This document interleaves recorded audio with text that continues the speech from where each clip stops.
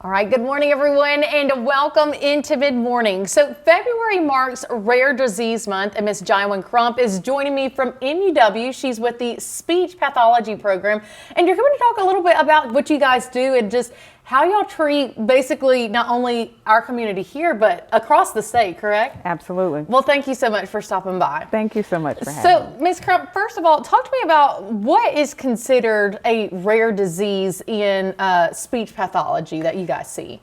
So, oftentimes we will see, in terms of children, different diseases like Prader-Willi syndrome, Angelman syndrome, Cri-du-Chat, and those are some of the more rare diseases, but we also work with individuals such as those that have autism, Down syndrome, and many, many more.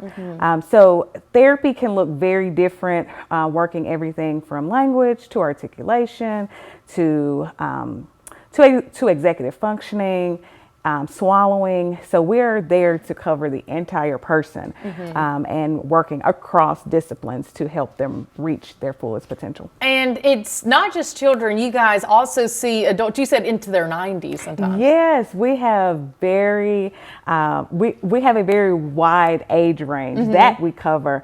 So we do have a speak out group where we are working with individuals with Parkinson's to speak with intent. And we are working with them across the state of Mississippi.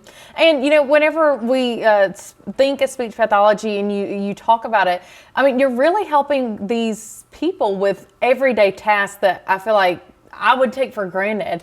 What is it like to see when they kind of click and they kind of get that progression that they've been working towards? If you can imagine, for those that have language deficits, being silent and not being heard, and then suddenly you're able to communicate your thoughts, wants, needs. So it is very fulfilling. It is one of those feelings that keeps us getting up every morning, pushing to not just treat, but then to build other students so that they're able to go out and be great speech pathologists. And so speaking of students, I know you have the undergraduate program, but Mississippi University for Women also has the graduate program. So kind of talk to me just a little bit about the uniqueness of that.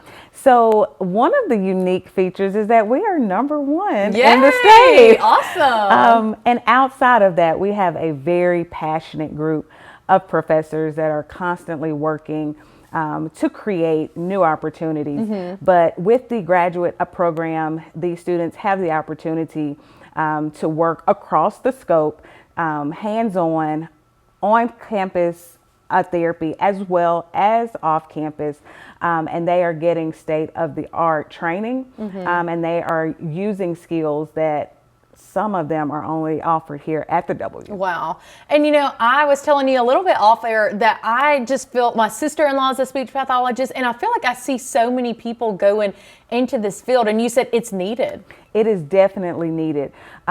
With the wonderful use of technology, individuals are living longer. They are being born earlier. And so with that, they might present with challenges that are unique to being born early or even living longer. And because of that, the need for speech pathology is growing. Yes. And it is not just growing here in the state, but across our nation. And then talk to me just a little bit about the technology aspect. Is that something y'all are incorporating into the care for patients? Absolutely. Last summer, I think you guys came over and we talked about fees training. And so since then, we are bringing them back so that our graduates are ready to go out in the field and use that. And then now we are incorporating ultrasound usage into articulation therapy. Well, that is all awesome. And if anyone is watching this and they're like, this is what I want to do, this is so interesting, or I have a family member who would love to, you know, bring to y'all for therapy, how do we get in contact with you? Call Mississippi University for Women. Our speech and hearing center is open Monday through Friday, 8 to 5. Well, Ms. Crump, thank you so much for coming in. Guys, we'll be right back after the break.